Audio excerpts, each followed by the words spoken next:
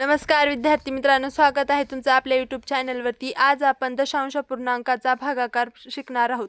मागच्या व्हिडिओमध्ये आपण दशांश अपूर्णांकाचा गुणाकार शिकवला आहे। तो जर तुम्ही पाहिला नसेल तर आपल्या चॅनलवरती जाऊन नक्की पहा आणि इथून पुढची सर्व व्हिडिओज पाहण्यासाठी आपल्या चॅनलला सबस्क्राइब करून बेल आयकॉन प्रेस करा। आज आहे दिवस 19वा बेसिक टू ॲडव्हान्स स्पर्धा परीक्षा गणिताचा आणि आज आपण दशांश अपूर्णांकाचा भागाकार करायला खूप सोप्या पद्धतीमध्ये शिकणार आहोत। तर बघा, आपण जर दशांश अपूर्णांक अशा पद्धती म्हणजेच अपूर्णांकामध्ये लिहिला 3.6 आणि छेद 1.2 असा लिहिला तर काय करायचं आहे भागाकार करत असताना नेहमी।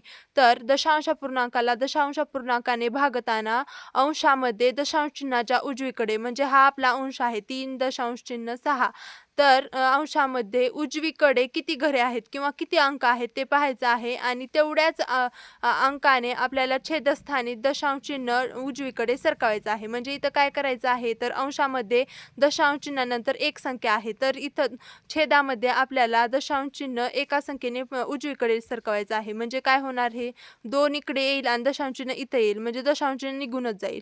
आणि आता सेम आपल्याला वरती छेदामध्ये आपण जसं केलं तसंच अंशामध्ये पण आपल्याला करायचं आहे। म्हणजे काय करायचं आहे, छेदामध्ये दशांश चिन्हाच्या उजवीकडं जितके अंक आहेत तितक्या अंकाने अंशामध्ये दशांश चिन्ह आता डावीकडे सरकवायचं आहे, म्हणजे इकडल्या बाजूला सरकवायचं आहे।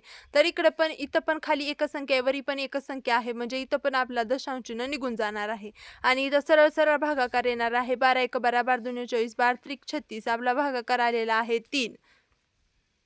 तर आपल्याला दशांश चिन्ह काढल्यानंतर भागाकार करायला सोपं जाणार आहे। आता या गणित क्रमांक 2 वरून आणखीन तुम्हाला चांगलं समजणार आहे। आता हे आपण अंश आणि छेद स्वरूपात लिहूया, 3.6 छेद 0.12।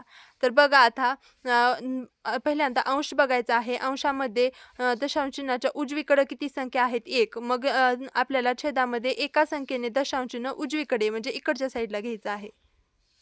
मग इथं काय होणार आहे, 0.12 नाही 0.1.2 होणार आहे।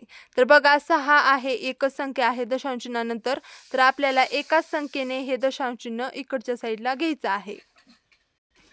आणि आता दशांश चिन्हाच्या इथं छेदस्थानी दशांश चिन्हाच्या उजव्या हाताला किती संख्या आहेत, 2 संख्या आहेत। मग आता दशांश चिन्ह आपल्याला इकडं सरकवायचं आहे 2 संख्येने, तर आपण इथं 0 घेऊ शकतो।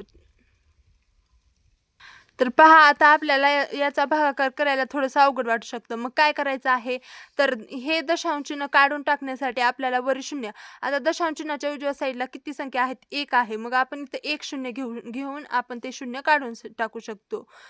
तर पहा, इथं वरती आपण 1 0 वाढवलं म्हणजे हे दशांश चिन्ह खालचं निघून गेलं। मग आता भागाकार करू शकतो, 12 1 12, 12 2 24, 12 3 36 आणि हे उरलेलं 0, भागाकार काय आला, 30। तर पुढचं गणित पाहूया। आता इथं पण सेम करायचं आहे। दशांश चिन्ह काढण्यासाठी आपल्याला वरती तेवढे 0 घ्यायचे आहेत। म्हणजे काय करायचं आहे, तर दशांश चिन्ह काढण्यासाठी आता दशांश चिन्हानंतर छेदस्थानी किती चिन्ह आहेत, किती अंक आहेत, 2 आहेत। तर मग इथं वरी आपल्याला 2 0 वाढवायचे आहेत आणि आपल्याला भागाकार करायला सोपं होईल। मग वरती 2 0 वाढवल्यानंतर हे दशांश चिन्ह 2 अंकाने इकडे सरकलं, म्हणजे दशांश चिन्ह आपलं निघून गेलं। आता आपल्याला याचा भागाकार करायचा आहे। तर 85चा पाढा बनवण्यापेक्षा आपण याला अगोदर 5 ने भागूया। 5 1 5, 6 7 8 उरले 3, 5 7 35, खाली आले 17, वरी 5 1 5 उरलं 1, 5 3 15 उरले 3, 5 6 30 आणि 1 0, 1360 भागिले 17 आलेला आहे। तर 17चा पाढा म्हणलं तर 17 1 17, 17 8 136 येतं आणि हे उरलेलं 0, तर आपला भागाकार आला 80।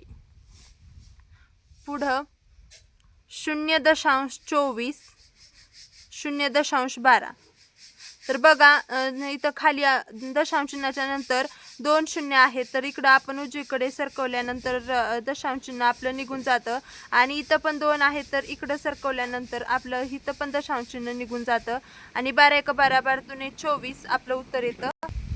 आता इथं 35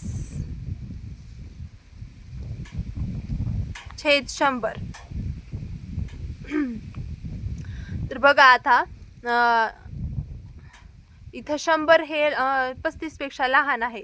मग आपला शून्याचा भाग जातो आणि इथं दशांश चिन्ह येतं. मग इथं एक शून्य वाढतं. 100 एक 100 आणि 100 त्रिक 300 होतं.